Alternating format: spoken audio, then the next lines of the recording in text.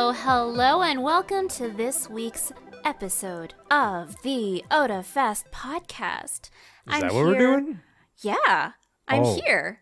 And I'm so here. are you two. I'm here. I'm Nancy. But I'm here, and you're not. And Jay's here. And I'm here. Angelo's here.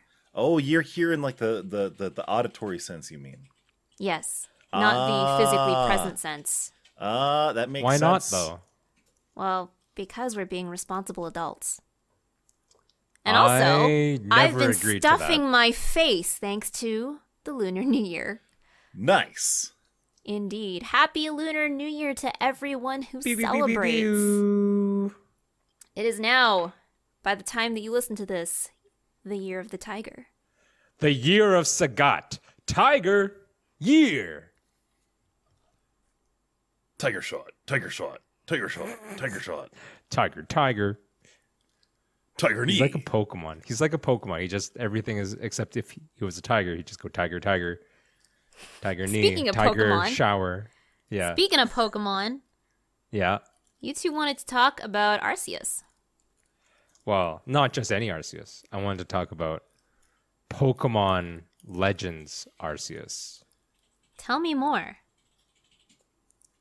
So I there didn't is really know why they were making this game. I'm going to put it out like right there because I think it's considered a core series game at this point. It's not just like an offshoot. But I wasn't really sure what they were originally doing when they were announcing it. People were like, oh, it's like Breath of the Wild. It's open world. It's interesting. The graphics are scuffed as hell. The animations are dated. But it looks really fun. So, like, full disclosure, I don't have a Switch, so I haven't played it. I've just watched. Me neither. I've just watched about 10 Twitch hours friends. worth of. I've watched about 10 hours of Let's Play at this point. But I think you're Wow. right. It doesn't seem like it's a side game or an offshoot or something of that nature. It seems like it was a core experience that they were trying to build there. Kind of like what they Yes. were doing with Let's Go Eevee or Sword and Shield. And Yes. the reality is like it's the biggest deviation that we've seen from the Pokemon formula in 25 years. There Yeah, have like been that's not that's not a side game, like because they have puzzle games and all that kind of stuff. But this is unique. It has grown up. It feels like. there have been people who've been born, grown up, gotten married, and had children who would then go on to play Pokemon games since the Pokemon formula changed. True. That's how stale the Pokemon like Pokemon Sword and Shield wasn't that different from Pokemon Red and Blue. Let's be real here. And It's closer to it's closer to like the other games, whereas this is an interesting premise. It revisits a region that they've been to before, which is Sinnoh, which is Generation 4, which is my favorite generation. Because I really love basically Platinum. do like an isekai. Your Pokemon trainer is thrown back in time by Arceus to go build a Pokedex because that is the way that the god Pokemon do. Yes, It's like, young It child, has been, go back to the past and enslave my people. it has been decreed. it is. When you put it that way, it is Kind of messed up. absolutely right. It is just weird in a lot of ways. But anyways, there's a lot of cool kind of stuff. Like I said, it's an open world, so it has quite a large map from what I've seen.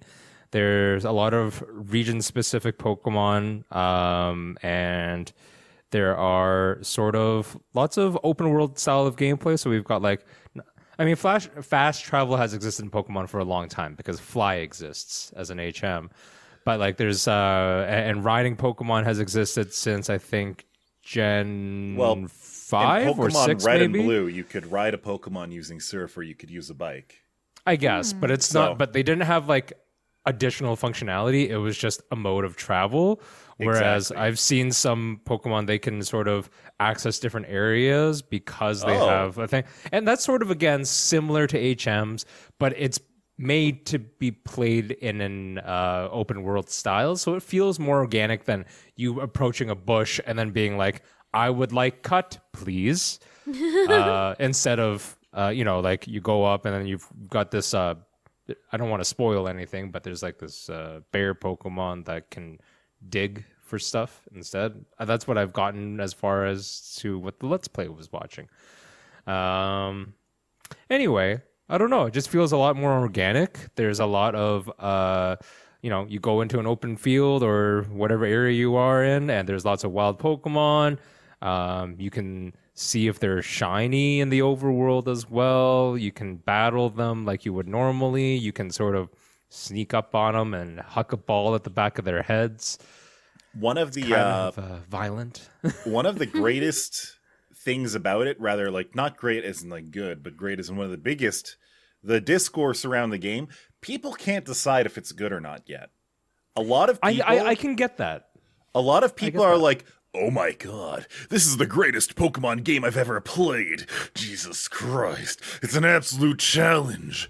I finally feel like I'm a gamer.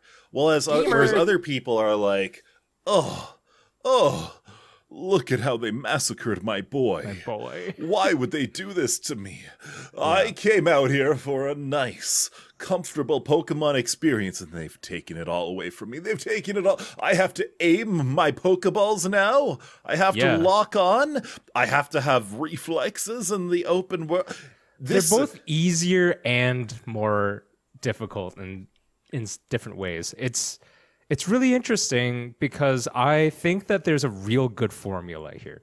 I don't think this particular game is going to be the best of the lot, but I feel like going forward, they're going to be making more of these style of games for different regions. I also feel like there's things to be improved upon. I'm not just talking about graphics, but like, one thing I haven't seen so far, but it has a feel that, it could happen. It has a sort of Pokemon Snap feel because you're in the environment with the Pokemon. But in Pokemon Snap, I mean, there's a lot of, obviously it's scripted, but like there's a lot of inter-Pokemon interactions, whereas I haven't seen any in Arceus where I feel like they could have, because obviously, again, they're out in an open field. You see, if there's a Geodude and a Ponyta, shouldn't they interact some way in each other, like instead of just sort of hanging around in their own groups? And that's more of a Pokemon Sword and Shield from what I've seen, where you just have a bunch of wild Pokemon hanging out in their little clans or whatever.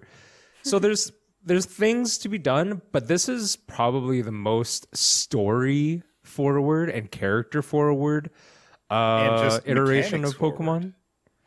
Like, I'm not joking. Like, over the past, since Pokemon came out, the game formula hasn't changed. Sure, they added Mega Evolutions in one and Gigantamax in another, but that's not really different. That's not a game just battle changer. mechanics. That's just a different battle mechanic. This is the first time in a long time, like, where a main Pokemon game has been significantly different. Mm-hmm. The only other times where Pokemon has been different are like offshoots, like Pokemon Pinball, where you're not playing Pokemon, you're playing pinball.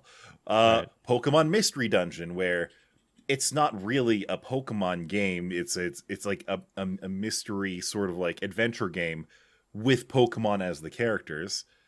Or like Let's Go Eevee and Let's Go Pikachu, where they were just like, you know what would be great? What if we removed all the battles with wild Pokemon and turned it into the cell phone game? Yeah, and then also, I think just sort of, it's still a rehash of the old generation, right? But everything else about it was the same. Yeah, even so this takes place in a known area, but it's not the same game as any of the Gen 4 stuff. Basically, the long story short of it for me is that watching this game makes me want to play it. And I've said many times that I thought I had left Pokemon behind, in a sense, like, or you Pokemon had left me behind. You have mentioned that more than once. Yeah, like, it's obviously, marketed for kids kind of thing. It's still obviously marketed for kids, but it just feels like it could appeal to an old millennial man, you know. Honestly, I'm in the same boat. I kind of want to get a Switch to try out this game. It looks different. Like I won't lie. I've thought about, like, I have one friend who like is very, is a big Pokemon fan, and I'm like, I kind of want to ask them if they have it yet, so I can come over and try and play. Wow. Hey, that's the way to do it. That's just 90 vibes. That's just 90s vibes. You go over to your friend's house. You had the PlayStation. They had the N64, and you'd switch going back and forth to each other's places so you could play the different games. I mean, that's fair. Yeah, that was how it was. Like, that's the way that I did it. The GBA and GameCube days. Yeah, that's how I did it growing up, sharing the games with the friends. Yep. No, it's totally true. Absolutely. Definitely moved away from that as we moved away from physical media. Yeah, I really can't put exactly my finger on why I think it's compelling, but it just looks fun. So there's a lot of polish that they really needed to put in that game. Honestly, they should have. If I had anything to say about it, I would tell them to take another year. Honestly, wow. Like it's not buggy. I want to be clear. I haven't seen major bugs or anything in it, and I have watched 10 hours of gameplay. I will say that it could use a lot of polish. From like a business perspective, putting something out at the beginning of the year like this, at the beginning of January, is kind of like putting it out to die. Every Christmas season just passed. That just passed. Everyone spent their money back then. Everyone's just barely recovering their finances right now. A new game, isn't the first thing that everyone wants. So it's like they could have delayed it to the summer, polished it off, put 3 more leaves per tree to make it look like it's not completely barren. There are some really scuffed animations. No. I think it's mostly distance based. So like if it's within like maybe like 20 meters, it's not bad. But then like after like that point, instead of running full animation, they run keyframe animation. So it'll be like like flap instead of flap, flutter. And it's not like the Switch can't handle it. I understand that the Switch isn't the most impressive hardware out there, but there have been some impressive looking things on the Switch. Whereas, quite frankly, Pokemon Arceus Legends kind of looks like a PS2 game. The problem is like, quite frankly, Final Fantasy X on the PS2 looked better. Sword and Shield was kind of criticized for its graphics, but it's worse than Sword and Shield. But then the problem is you have games like Pokemon Snap, the new one, which was quite nice, I think, in terms of the Pokemon graphics. And I know that, again, it's different because it's open world processing versus like very much a set rail shooter type thing. But it does show you that they probably could have taken some more time to polish it. And I don't think it actually fully utilizes the Switch's hardware, even though the hardware is limiting, because again, you do have other you have other examples in Breath of the Wild, for example, which isn't the greatest, because when you talk about I've heard and seen a couple of clips of Breath of the Wild being run on like PC hardware through emulation and at like 60 frames per second or 144 frames per second or something like that. It looks amazing. And then you see what happens when you run it on Switch, and you're like, I am sad, but you can at least understand where it is, where the limitations are, and Arceus still doesn't match up to it. And you're kind of like, okay, you guys are a big studio. You could have waited. You could have done a little bit more work on it, but all right. Speaking of really big studios, Sony just acquired another big studio to add to their portfolio. So, Bungie, the developer behind some absolutely legendary franchises, Bungie made Halo. That was theirs until Microsoft shuffled some business assets and sent it off to 434. Yeah. Destiny is Bungie's current thing. Notoriously, their plan was like $500 million over the course of like 5 or 10 years into Destiny. And while at first it was kind of a flop, at this point, a lot of people really freaking love Destiny 2.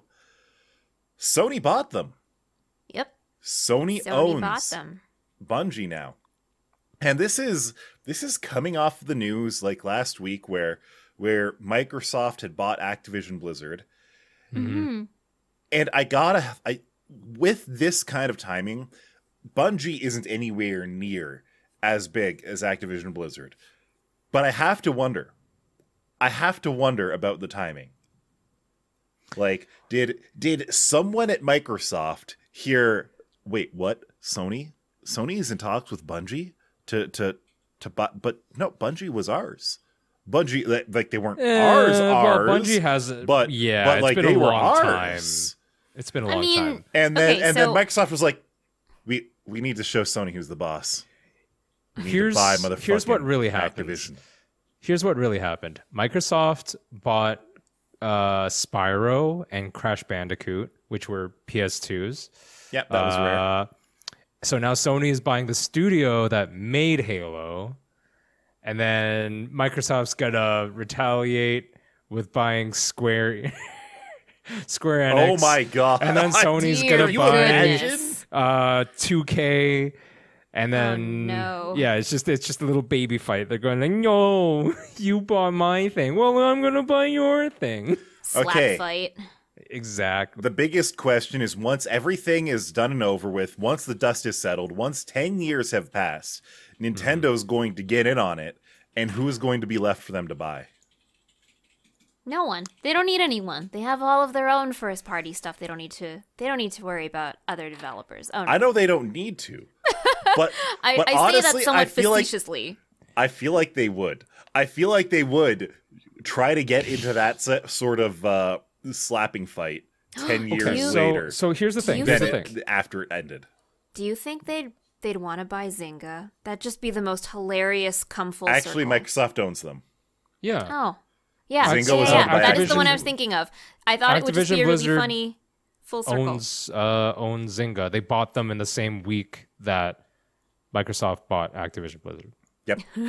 It might have even been for all I know, it might have even have been a condition of sale. They're like you get this group as well, and then we'll buy you, so that your total valuation is included or something. I don't know.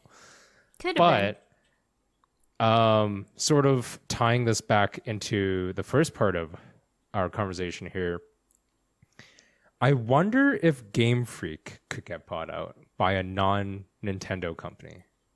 Oh my god. But Game Freak, so I have mentioned this before, but Pokemon is the largest media franchise with the most worth in the world. It surpasses Disney, it surpasses Marvel, it surpasses all the big American sort of, or Western, what do you call it? Corporations and brands and franchises. Pokemon is number one. That being said, I don't know. I don't think Sony could buy it. I think Microsoft could, because if we're talking pure like valuation, Microsoft actually has the money. Sony, I actually don't think has the money, or if they did, it would be not something that I see them doing as much, because they don't have as much money, for example. And then you have Nintendo. Yeah, and then you have Nintendo, obviously, who doesn't really do that thing. They don't really go out and acquire, as to my knowledge, maybe in the past they used to, but they don't really do that. They have really their don't. In-house. They have their in-house, and they obviously have a very strong relationship with Game Freak and certain other companies like Capcom, I would say, as well. But on the whole, they're not interested in acquiring more assets, business assets, all that kind of stuff, even through strong partnership. So, but one day, Microsoft might be like, is $100 billion enough to Game Freak or someone? And they'll be like, yeah, maybe. I don't actually. How much is Pokemon worth? I want to see that right now. I have no idea. I legitimately could not even guess how much Pokemon is worth. Like Is it 100 billion? Someone could say that Pokemon is worth $1 trillion, and I would be like, yeah, okay. Sure, like, makes sense. How does one even evaluate the value of a property like that? But An entire it says franchise. on the Wikipedia that in the list of highest grossing media franchises, Pokemon sits on top at $109 billion. In second place at 88.5, and we have talked about this on podcasts before, I remember this, but it's Hello Kitty. Oh, yes. What? Sanrio. Number 3, Mickey Mouse and Friends, apparently, is the branding at Sanrio is more valuable than freaking Mickey? Yeah, apparently. I know. I'm surprised. I can sort of see that because Disney really markets the Mickey brand only in like Disney theme parks. We don't get a lot of Mickey TV shows or movies. Well, not anymore. Back in Not the anymore, 90s, but like, I mean, I'm Hello definitely Kitty. my vision on this is definitely colored as a 90s child. But back in the 90s, Mickey was freaking everywhere. To But be that's fair, the equivalent Hello Kitty in Hello Kitty for has Asia, been very right? prominent. Hello Kitty is everywhere too. Hello Yeah, so Kitty you was have to think of the always Asian- prominent to me. You have to think of the Asian market where like that's actually one of the biggest things because Nintendo is very global. PlayStation is fairly global, but they're very centered in Asia. Like that's their number one sort of area. Whereas like, Nintendo with the help of like Pokemon and their own first party stuff, they're fairly global in their appeal. And then you have Xbox, which is actually very Western and almost has no like Asian penetration in terms of market share. So that's not that surprising. Number 4 is Winnie the Pooh at 81. So you've got like you got 3 of them at 80 billion, but that's still pretty a far cry from their $30 billion behind Pokemon. Yeah. And Star all of Wars those, is after that. All of those, on top of that, they had like 20, 30, 100 years on Pokemon. Also true. Like they're trying to play catch up when they had decades head start. Mickey Mouse was the year of inception here is 1928. Pokemon is 1996. Disney Princess is like number 6 or 7, and they are $46 billion, but they were created in 2000, so they're newer. And so was Marvel. Marvel is 2008 at $38 billion. All right, so if you consider all of Disney's holdings, it's bigger than Pokemon, yes, which I guess shouldn't be surprising. That actually makes sense. Yeah, as a but singular their individual brand, franchises stands alone. Aren't. Yeah, so I don't know. Like again, it does Microsoft? I think I have to pick up Microsoft because it's certainly not going to be like Microsoft. I don't think Amazon really cares. Disney out of the gaming companies, Microsoft would probably be the only one who could do it. Disney, yeah. and then there's like Disney might just because they're an entertainment brand, right? It would make sense for Disney to do it, but I kind of would hate to Disney see Pokemon sucks at under making Disney. video games. That's not entirely true. What was the last good Disney video game? Probably Kingdom Hearts 3. That wasn't even Disney though. Which is that was Disney signing licenses to Square. Yeah. Yeah, but make no mistake that they had a say in it. Because they absolutely had a say in the narrative and the use of their characters. Exactly. Yes. But beyond that, it was all Square doing everything else about it. Let's be real. Like if Disney bought Pokemon video games would effectively be dead. The last good Disney game is a little known racer called Split Second that I love never with heard of all this. my heart. It was sort of like I think there's a game called like Burnout or something like that. It's sort of like a, you know, more mature version of a Mario Kart where you're like driving around, but instead of like hurling bananas and shells and things that like your car, your player vehicle could sort of, instead of shooting missiles and stuff like that, you built up points during the course of the racing. Like maybe you'd be drifting or drafting or, you know, hitting certain top speeds to get you bonuses, and then you would you would fill a meter full of points, and you could use those points by destroying parts of the track. So it would change the track, or activating props along the track to like demolish other racers. God damn. It was really fun. We used to play at LAN games a lot. It's super unpolished now. It was made in like 2002 or something. So it has all the polish of 2002, but it was a really fun game, and it was made by Disney Interactive Studios. And I know that they'll never work on it again. And it annoys me because you can find the game on Steam. Split Second is on Steam, but it's still $20, and they'll never ever change the price. Classic because no one. Nintendo So pricing. 2002, the last time Not Disney Nintendo made pricing. a video game. I know, Disney, but that is Disney. classic Nintendo pricing. Yeah. I guess, yeah. But yeah, I know that. I don't even care about the sale part of it. I just know that they'll never work on it, and it's actually a very, very fun game. It's $23. But yes, I rest my case that if Disney bought Pokemon, the games would be dead. It would be a TV series only. That would be the end of it. Oof. And other video games that are getting TV series, Halo.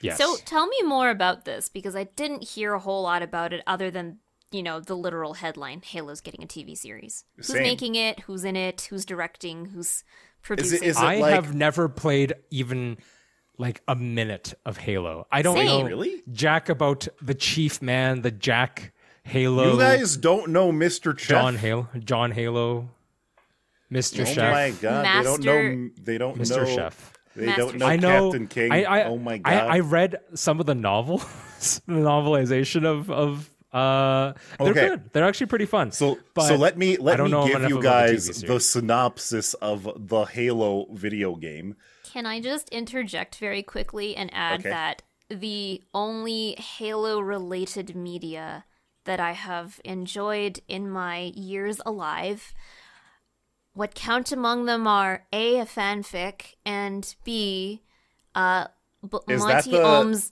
Monty the- Ohm's beloved like machinima using Halo. Yes. Yeah, okay. Yep. What yep. was it? Some Final Fantasy thrown in there, and then you know, Wow.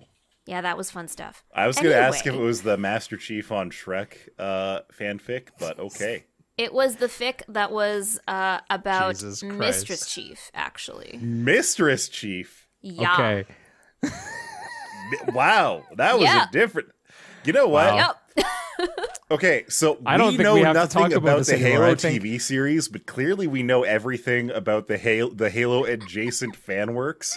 I'm pretty sure we How- don't even need to talk about the Halo TV series. I think we only need to talk about this Halo. How fan likely are they going to be to get even half as good as Red vs. Blue? Oh yes. I don't Red think they versus can. Blue. Like Halo is great. Let's be real.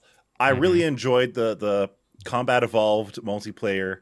I never actually played the other multiplayers. If I wanted to, I could go play Halo Infinite right freaking now, except I would have to either log in or make a Microsoft account, who knows. But I have we no all know desire to that you actually don't watch a Halo TV series. Really? Really. Like I- zero curiosity. None I've whatsoever. got to say that, like I said, I did read a couple of the novelizations. I don't know if they're novelizations of the game. I think they're more like slightly expanded universe kind of stuff. I could be wrong. One of them was called like Fall of Reach. It was for me, not having played any of the games, like I thought it was a well-written story. If they follow something like that, even as a guideline with that kind of writing, I think there's a lot of interest. I mean, obviously there's an existing fan base, but from the trailer I saw, which looked like it was decent, it could probably carry, like a good 12, 13 episode, series to start and see where it goes from there. I would like, as someone who has not played the game and only knows some of the storyline and the characters, I think it would be really good if they actually approached it from like a very casual perspective of like, maybe I don't know what this is going out on. I think it's like Paramount or somebody's putting this Paramount on. I don't know Plus. Paramount. So okay, Plus, that's yeah. a streaming service, Mhm. and I know that this is supposed to be more of a love letter to fans. And I'm not trying to take anything away from them, but I think it would be good for the audience as a whole if they approached it sort of from the beginning. I disagree. Rather, Think, if they approach I it don't from know. the beginning, if they approach it from the beginning and basically adapt the story of the games, they might be able to do pretty well. The one thing I really hope they don't do, the one thing that video game to screen adaptations almost always do, Screw up.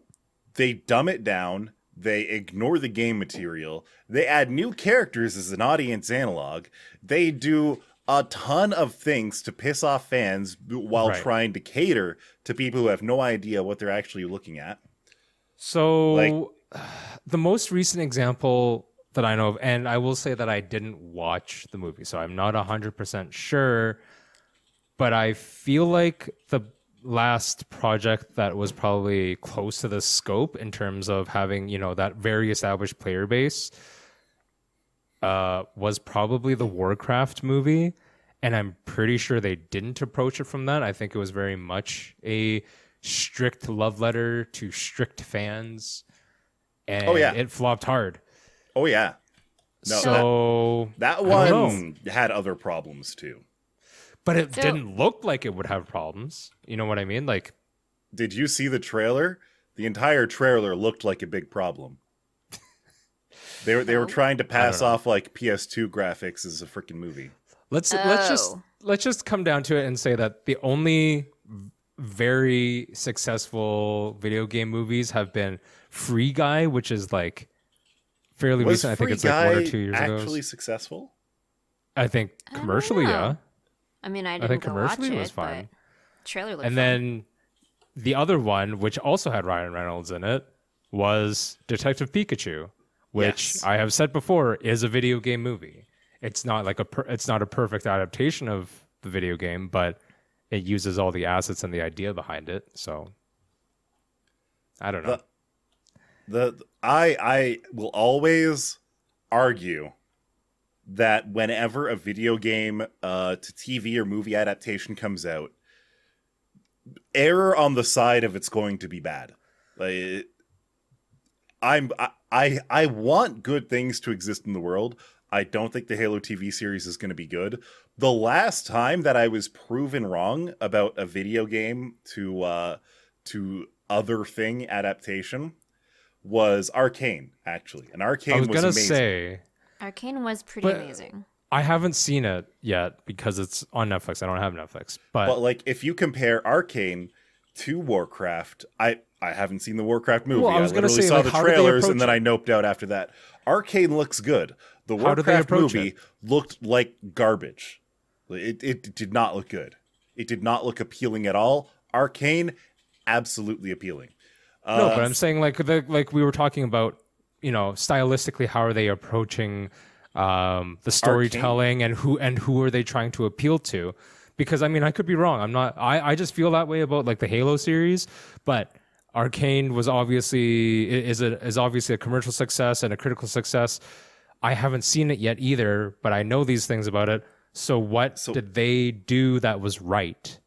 Is With the probably other thing, the Arcane, best way. aside from being visually appealing, It was extremely well choreographed. All of the cinematography in Arcane was amazing, spot on. absolutely. And on top of that, for story-wise, it was a new story for fans of the game because it expanded on lore that was already there and answered questions that were previously unanswered. And you And didn't so- need to know previous lore to enjoy it. There was a lot of things in there for the fans that plebs like me never understood, never saw coming. But the fans, they were like, I saw the guy's name in the subtitles. Holy shit, things are going to get real. Oh my God. And then, like, as again, a non-league enjoyer, Same. everything about it was written in a way. There was no audience analog. There was no character that was just inserted and out of place so that to be a pair of pants for the audience to wear. None of that bullshit. It was just, okay, these are the characters of the story. These are who's there. We're not adding anyone extra to pander to the audience. We're just showing you what's going on. There was a lot of show not tell, and I love it Yes. when you can carry off very good storytelling with very relatable characters who have a lot of depth with show not tell, and Arcane does that so well. Did Like- you play League, Nancy? Nope, not Okay. even a little bit. So Never wanted to. I play it. refuse. I was curious because, like, I assume Angelo has played some because Dio No, has played. I've literally never installed the game, and I refuse. Okay, I used to play League, I but have you seen can't it. call me a League fan anymore. I have 'cause it's seen been a long few time. minutes of gameplay of it. It's Okay. very similar to Dota 2, which I do have some experience with. Then, you apply these things because, again, I asked how did Arcane do it, and we clearly have people who are like fans of the genre but not fans of the game, fan of, like, and when I say the genre, I mean like you being a nerd and wanting to see good adaptations and good story about anything really, regardless of how much you might be into it. But clearly when they've done something right, maybe they can do the same with Halo. I'm not saying it's impossible. There's so much like lore. There's a lot of good story, yeah. ways to expand the universe that they could make a very good TV show. I just have no faith in it. I mean, Do you could also you just be a think- very jaded person. I am. I try to be optimistic about most things. When it comes to video game to TV or movie adaptations, I am pessimistic by default. Arcane is fair. animated, like CGI, right? Yes. And And Halo is then- supposedly going to be live action, right? It's live action. dear. I would say that that's always going to be the problem. Like, I mean, we talked about It's it always with going to be more difficult. Bebop, and It's pretty so much much any harder live to action. control visual when it's a live action, Yes. actual So- camera that you have to work with. Mr. Sure. Chef is like a 7'10" muscle-bound hunk in an absolute giant fucking spacesuit who never shows his face. I guarantee you they're going to screw that up in the first episode. Basically, everyone that he interacts with on the other team, everyone that Mr. Chef is always looking at, is some crazy fucking alien thing. It's going to just be like they're going to be using so much CGI that why the hell did they bother with live action in the first place? Let's be real. If the CGI is not up to scratch, it's going to look awful. Mm-hmm. And because they're filming live, it's going to kind of limit their use of like actually, I don't know. I shouldn't speak about that. I was going to say, it's going to limit the set use, like simpler sets that actual people can actually be in. And I mean, no, that's discounting the creativity of the people who are actually creating the sets and shooting the film. So I mean, like there my was a whole point thing about them using so much CGI that they might as well animate it anyway. That's not a I'm bad going point to- to make. I'm going to stand by that one. But it's still probably going to be bad. Yeah, and I guess at the end of the day, we nerdy folk really just we always want it to be successful. We want the things that I we want love, to the live in a franchises world that we with good like. things. Yes, but If we have been Halo let down comes out many, many times. and everyone is like, yeah, you better watch this Halo thing. It was good. I didn't watch the Witcher Netflix series for the longest time because I had no interest in it. Yeah. And then Dio like sat me down and was like, "Watch The Witcher," and I watched it and it was great. But also, The Witcher was not an adaptation of the game. It is an adaptation of the books. Of the novels, yeah. Also true. So that is, I don't know if that's 100% fair all the time, but novelizations into books seem to be generally okay because Jurassic Park is a movie from a book. You know, there are many, many successful examples of that. But to say from video games, it's pretty dodgy. Yeah, I'm split halfway on that one. There are plenty of things that I don't think made good adaptations from books. And I think it's because when you have an audience that is captive with, you know, visual, audio, you know, they're going through that full, like, AV sensical experience, it's hard. Like, it makes it so much harder to enact that passing of time without boring them to death. Like, they don't really want to see the entire expanse of Tolkien's description of the forest, but they do still want to see the forest. Oh my god! One things that Lord of the Rings nerds are always like, oh, they cut Tom Bombadil from the movie. No one cares about Tom Bombadil. If you put Tom Bombadil in the movie, the movie would have been worse off for it. Like, Tom Bombadil is pretty cool, but the movie's better without him. We're about near the end of the episode, but just to close off here, I'm not even sure what point I'm making, but I did quickly Google best video game movies. Okay. Oh, and I have two lists. One is from a site called Games Radar, and the other one is Rotten Tomatoes. Okay. Oh, good. From Games Radar, going from number 1 down to, I'm not going to go all the way top 10, but I am going to do give us like 5. Okay. Number 1 on Games Radar is Detective Pikachu. Fair. Yeah, of course. Followed by Tomb Raider, Assassin's Creed, Resident Evil, and Sonic the Hedgehog. Whoa. Number 6, we'll call it the honorable mention in this category. Warcraft. What? Wait, was Warcraft actually good, but just a commercial flop because it was hideous to look at? Okay, so here's what I know about the Warcraft movie. There were some diehard fans who absolutely hated the fact that it wasn't... This was the gamer site, right? Yeah. Okay, but, sorry, Nancy. But Nancy, yeah.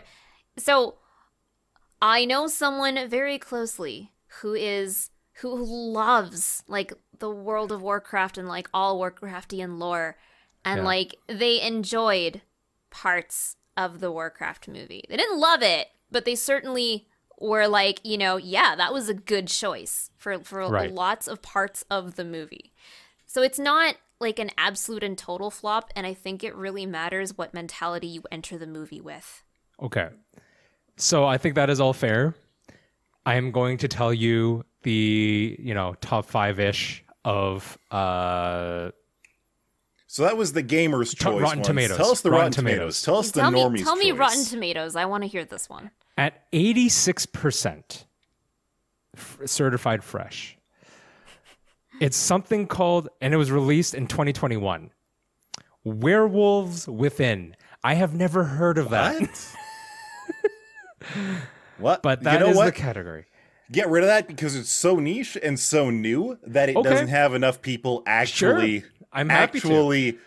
Calling it shit. Are you ready for number 2? Are you ready for number 2? Is it not Detective Pikachu? Hit me. The Angry Birds Movie 2. No. Released in 2019. What? And number 3 is Pokemon Detective Pikachu. Number 4 is Sonic the Hedgehog. No. Okay. It's even higher? Sonic Hedgehog is top 5 on both lists, to be clear. It's even higher than on the other one. Number 5 is Mortal Kombat, the one released in 2021, so the new one. Oh. We did talk about that on podcast before. And then we have, like, that's number 5.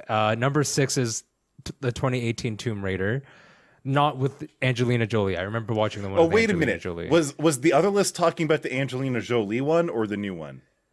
It is talking about the new one as well. Oh, okay, I thought it was talking about didn't the mind the Angelina Jolie one, and I was like, what the fuck are they on? I enjoyed that movie, but let's be real, it's not cinema. I liked that movie. Hey. Number 10 is Final Fantasy: The Spirits Within. Whoa. What? I liked that movie, actually. It Final holds up Fantasy well. Spirits Within is pretty much regarded as, like, bad. Yeah. So It the was fact a that it made the commercial top failure. 10... It was a commercial failure, but the movie itself is actually really good. Like, it holds up pretty well. I do want to say that it looks like the top 10 here. Well, Final Fantasy was CGI, right? Yes. Fully CGI. But the remainder of the top 9, or like with Werewolves Within, whatever the hell that is, and all the other ones, they are all live action adaptations. They do include some animated ones like Pokemon movies and stuff like that, like the animated ones, which I don't understand why they're in here because they're not really adaptations. They're kind of core to their whole thing. Super Mario Brothers is 19. And yeah, Yeah, just that's like fair. but it's all a little bit all over the place. But what I'm trying to say is that we geeky boys and girls and whoever you may be out there, we do not have a lot going for us in terms of good adaptation media. The fact that Final Fantasy Spirits Within is in the top 10 just shows how many... That means that there's like 9 arguably good video game movies. I'm curious about this Worlds Within now, though. It was released last year and it has 86%. I've never heard of it as a game. I need to Google that later. I suppose you'll have to go watch it because we're done. Yes. This was not the note I wanted to start the Lunar New Year on. Thanks. Go ahead, Pacha. It's okay. It's gonna be okay. Maybe no. Technically for us, today is the eve. Tomorrow is New Year's for us. And True. Okay, so there we're could recording be- on there the could be- eve. There could be, yeah, we're leaving that behind. We're leaving the bad energy behind, and we're gonna go for the good stuff in this 2022 Year of the Tiger. Leaving For those who don't know, Lunar New Leaving Year, a really Cowboy popular Bebop thing to behind. do is to, like, clear out all of the bad mojo of the previous year. Like, I just spent the last weekend just cleaning house. Like, I have dusted everything I can dust. I have washed things. Well, now we've got the bad video game movies out of our system. And now that Yeah, I can exactly. forget about that too. Yep, that can go into the previous year. I will It can greet go in the the Year bad of the box. Tiger fresh. goodbye. Bye. Goodbye, everything. Goodbye. And see you next time. On the next episode of Otafest Podcast Z.